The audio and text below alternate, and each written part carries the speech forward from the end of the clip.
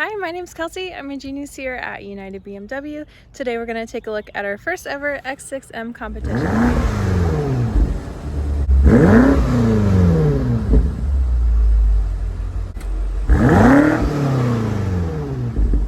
This is the third generation of the X6 SAC, or Sports Activity Coupe, but this is the first ever competition model. The starting MSRP is $117,600, has a 4.4 liter M twin power turbo V8, has an 8-speed automatic transmission, 617 horsepower, 553 pounds-feet of torque, weighs roughly 5,000 pounds, a little bit more, does 0 to 60 in 3.7 seconds, and has an estimated combined MPG of about 16.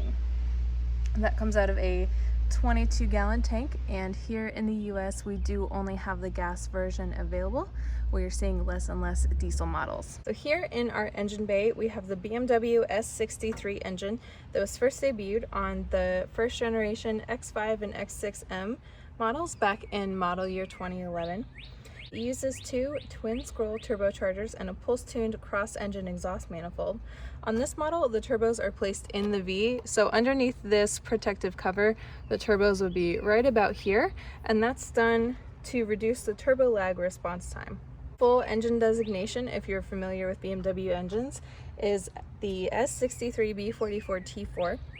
It has a forged crankcase, additional supports across the top of the engine like we see here, and in front of the radiator behind the grille to increase rigidity.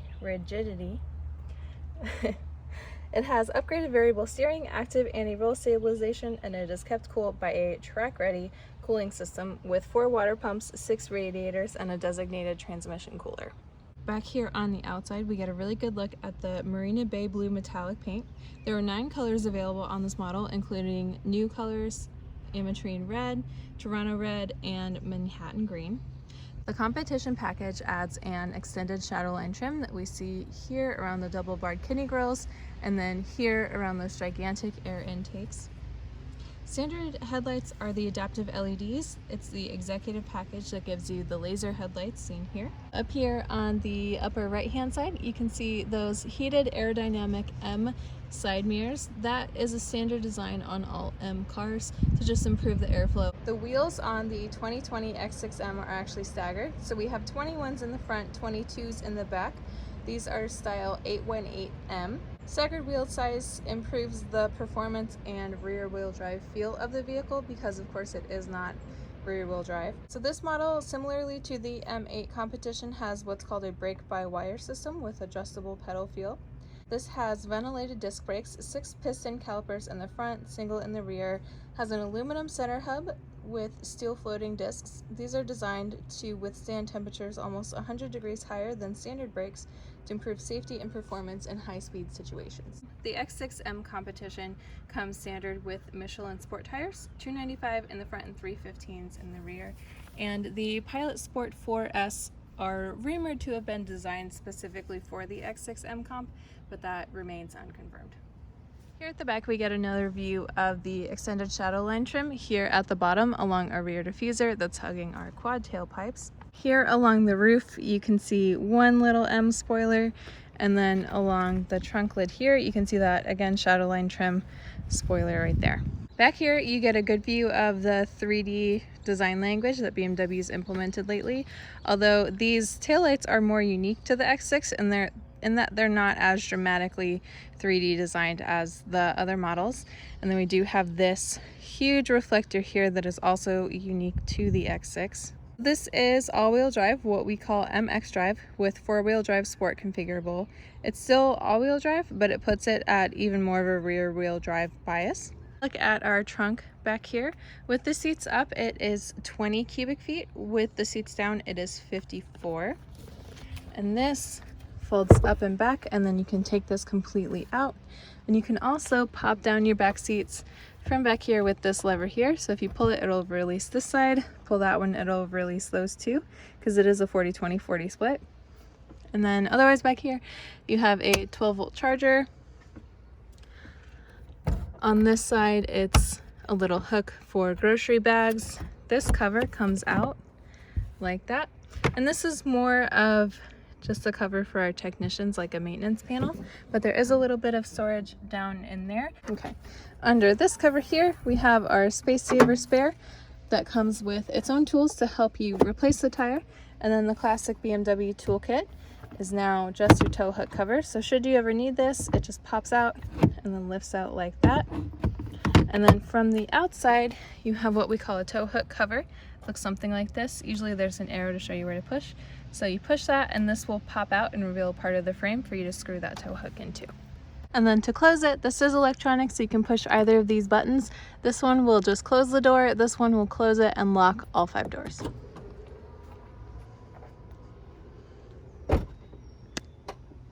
Coming into the cabin, it's kind of a dramatic reveal. We have our black full merino leather inside with our illuminated headrest badges. This has the new 3D upholstery stitching, and these are very comfortable sport seats. Part of what you get with the competition package is, of course, the badging. Nope. Part of what you get with the competition package is your M seat belts here, and then this gorgeous Alcantara headliner. You'll also notice throughout the vehicle there are multiple M badges, like down here on our door sills. Here on the driver's side door, you get a great view of the beautiful contrast stitching through here, and then again with that 3D detailing on the leather. This does have a Bowers & Wilkins sound system. That is not standard. It is a $3,400 upgrade, but it is of course well worth it. And we have our carbon fiber trim, which does come standard again, but there are other options available. Here we have our window controls. So this one, these 3 actually here control the side mirrors. So this helps you move them around. So if we move it up and down, this one folds the mirrors in, so when you push it, it'll fold in and back out. And then this one designates which mirror you are adjusting. So when it's in this position, you're adjusting your driver's side. This position, you're adjusting your passenger side. It's also worth noting that when you leave it in this position and you put the car in reverse, the passenger side mirror will fold down to help you see the curb or the parking lines on that side of you. This will roll down front driver, front passenger, rear driver, rear passenger. This button here locks these back 2 windows so that if you have dogs or kids back there, they can't roll the windows down. Up here, they have moved the lock and unlock button to the rear of the Hofmeister kink-shaped door handle. This is a brand new button, but it has the same function. So this used to be a button that was right here that you would lift up or push down, but instead you just push this and your trunk will open. And just like that old button that was right here, you have to press and hold this in order for the trunk to close. If you take your finger off, you'll hear that beeping stop. That means that the movement has stopped and will not resume until you press that down again. These are your memory seating button. These are your memory seating buttons. These used to be on your seat, but now they're up here just to be easier to get to. And here we don't see come through the showroom often, but it's one of my favorites, because when you push this and you manipulate any of your driver's side controllers here, it'll adjust the passenger seat. Adjust the passenger seat so that if someone were to get in and leave it in a position that you don't like, you can just fix it from over here. You don't have to get out. And this button here is your massage seating. So when you push this, you'll see the controls come up on your iDrive screen, and you can make your selections from there, and then you can adjust the intensity just like the seat heaters by pushing that multiple times. Moving inside, this is the updated light panel that came out on the 2019 models. We of course recommend just leaving your lights in auto so you never have to worry about it, but this is your off button, and that will set it so that the lights do not turn on until you tell them to. This button here is for your parking lights. So those yellow corner lights, these right here are your parking lights, so you can turn those on individually. This button here is for your headlights. This one adjusts the brightness of your dash, really only noticeable at night, but it's worth it if it's late and you're kind of tired and it feels a little too bright. These are parking lights. So these are different from this one because these will illuminate only the lights on either side. So for example, if you are parallel parked on the side of the road and your driver's side to the moving lane of traffic, You can illuminate the lights on only that side to give your vehicle better visibility. This little compartment down here gets a little smaller every time, but it's a good place for sunglasses or change. So the flashing red light you see is a part of the ambient lighting. It's been moved to the 3D door handle here instead of being a light strip in the crease up here. And it flashes red when you have your door open. Part of that is for visibility for pedestrians or cyclists, so if you fling your door open and it catches them by surprise, that will hopefully catch their attention. It's also to let you know that you haven't completely shut your door. That upgraded ambient lighting is also seen here on the passenger side and throughout the vehicle. Like we mentioned earlier, this option is the black full merino leather. You have 6 other options available, including Secure Orange and Adelaide Gray. The Harman Kardon sound system is standard. This model features the Bowers & Wilkins upgrade. It is a $3,400 upgrade, but if you're an audiophile, it is well worth it. Live Cockpit Professional with iDrive 7 is standard, so that's what gives you the larger full digital dash here and your larger touchscreen here. Their standard features include things like Apple CarPlay, the brand new BMW Drive Recorder, the Active Driving Assistant, which is frontal collision warning, lane departure warning, and your blind spot. This is all found under this button. Gigantic panoramic moonroof is also standard. And wireless charging, seen back here, is also standard. On this model, we have the Driver's Assistance Professional Package, which gives you Extended Traffic Jam Assistant and Active Driving Assistant Pro. Both of these are related to these buttons here and our attention camera right there. This button here is what activates your assisted driving, and you can see that here when we push it. If you push this mode button, that's what allows you to switch between the two. Sometimes folks don't like to have both on at the same time, so you can choose which one you'd prefer. So distance control that we're seeing referenced on the screen is in regards to your adaptive cruise control. So you adjust the distance that you want to keep from the car in front of you by pushing either of these buttons. So plus for more, minus for less. And the car will maintain that distance from the car in front of you regardless of the speed that you have set. So for example, if you have it set to 60 and they're going 45, you're going to unfortunately be doing 45 behind them at the distance that you have set. So Extended Traffic Jam Assistant gives you hands-off time at lower speeds, and Active Driving Assistant Pro is what gives you more hands-off time at higher speeds. And we'll go into those in a little bit more detail in another video, but those are essentially something above level 2 autonomy. But it is nice to have if you find yourself driving a lot, especially on road trips or in traffic. Model also features the executive package that gives you remote start, soft closed doors, heated and cooled cup holders, front ventilated seats, front and rear heated seats, front massage seats, and laser headlights. So the heated and cooled cup holders, again, were first introduced on the 2019 X5, but you push it either once for cool, twice for heated, and this little LED will illuminate, and that's where the heating and cooling element is.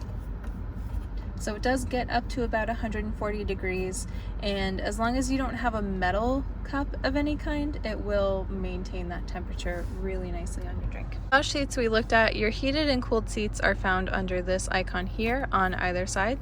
So when you push this, it'll pull up a display on your screen. It does default to heated, but you can set it to cooled very easily. You'll hear that kick on, or you can have both on at the same time if you're feeling conflicted. So these buttons up here, as we see on all M cars, are your configurable M buttons. The silver paddles you see behind it are your paddle shifters. So if you want to shift on your own, you put the car into drive, and then you can pull it to the right again, and that'll illuminate the plus and the minus that we see here. So on your dash, you'll also see it go from drive and then showing you what gear the car's put you in to showing you only what gear you have the car in, and then you can push these to go up or down a gear. So what you do is you push the setup button here, and on your display it will show you all of your different options for every separate setting. Coming back into our M menu, we're going to quickly take a look at this M1. It's the same as M2, but there are a couple more options that we don't have from that main setup menu. They are found down here at the bottom.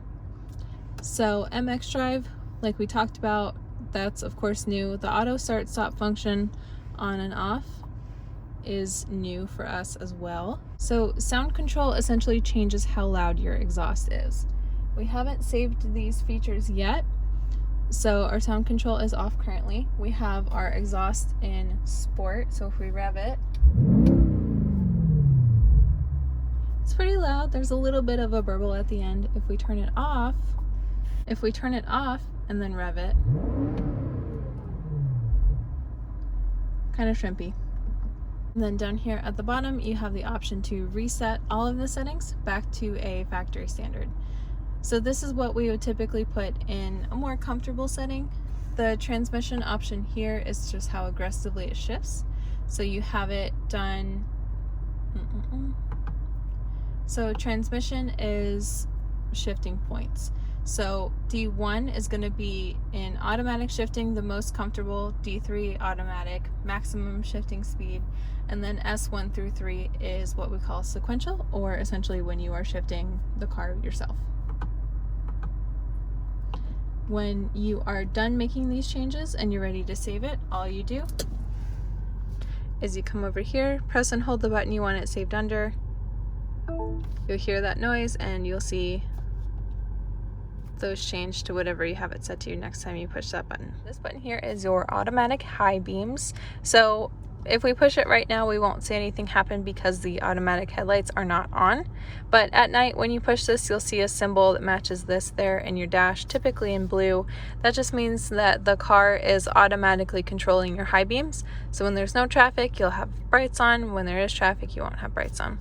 BC stands for board computer or board control. That changes what appears here in your dash. So if we zoom in over here, you're going to have to push it multiple times to cycle through each screen, but this is your current MPG and then battery. This is the total mileage on the vehicle and the data since the last time the trip was reset. This is your tire temperature and PSI. This is your oil temperature and pressure. This is what's historically known as your sport displays, so the horsepower and torque that you're using at any given time. This is your G meter, entertainment information, sport settings, and then back to gear. Coming back to our sport steering wheel here, these are your cruise control settings. So we talked about these ones a little bit. This is what we call speed limit control. This was also introduced for the first time on the 2019 models. This is what makes the local speed limit the top speed of the vehicle. So it's great in instances like a school zone when you absolutely cannot exceed the speed limit. So it'll make it the top speed. You can accelerate through it if you really need to, or you can just turn it off when you're through the school zone or the cop's no longer behind you, whatever situation you're in. These are your entertainment controls here. As you can see, there is no CD player. At this time, there is no option to retrofit it, but hopefully soon there will be. Under here is that wireless charging that we talked about, heated and cooled cup holders. This is the only standard USB port in the vehicle. This is a 12-volt charging port here. And then here in your center console, right down there, you do have what's called a USB-C port. So it's just a newer, faster way of charging your phone. The last button we're going to look at today is this M mode button. This is still a newer feature for us, but it's pretty cool. So when you push that, it allows you to switch by pushing the button. So you toggle through these different options by repeatedly pushing that M mode button, and basically what happens is it changes how much of the driver's assistance systems are available. So obviously in road, it's going to be the most. In sport, they are inactive, and everything focuses more on sporty driving. So your dash is your M dash, your head-up display. You can just barely see there is the M head-up display. And then if you press and hold this button for about 5 seconds, you'll see track mode is able to be activated. Now, it is important to note that track mode is not allowed to be engaged while you're on public roads. It is only for the track. It's not safe to use on public roads because all of your safety systems are inactivated. It does change your dash. You have a little bit more information than sport So you have your tire temperature and PSI over here. You can see all of your sport settings over here. And then again with the dash and the head-up display. The biggest difference, aside from the safety features, is that this isn't activated. It also mutes the radio. But you can press this M mode button again, and it'll bring everything back. It'll put it back into road. Okay, if you have questions about any of these, you can select owner's manual down here at the bottom, and it will take you through the concept. It'll let you know more in depth on what happens with everything when you're in the different modes. It'll also give you important safety information. Okay, coming into the backseat, headspace is always a concern that we hear about these models, but it's fairly generous back here. You get, again, that 3D stitching throughout, seat belts throughout. And because this is a competition model, this is the smooth plastic backing that you have, so it's super easy to clean, no fuss. You still have a storage compartment. Because this has the executive package, your heated seats are here, and then you also have your own climate controls. There is one 12-volt charging port back here, down there in the middle, and then you can adjust the vents on your own. So as always, I'm 5'7". I have tons of room back here, but if you are taller than me and my hand, that is something to keep in mind if you have passengers or if you have to sit in the back seat. Otherwise, you have a center armrest here that can be folded out, and cup holders. There's a button right there.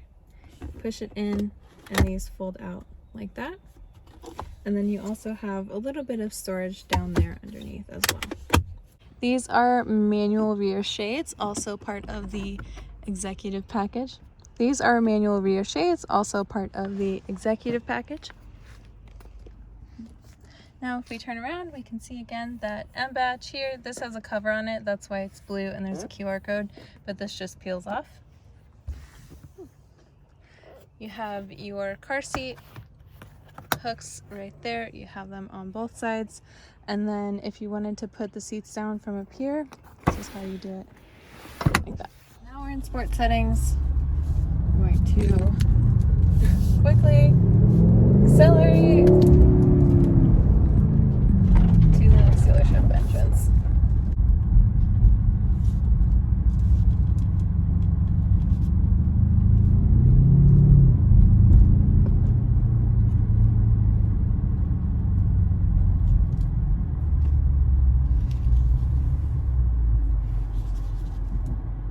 And that is everything that I know about the 2020 X6M competition. If you have any other questions, please always feel free to leave me a comment down below.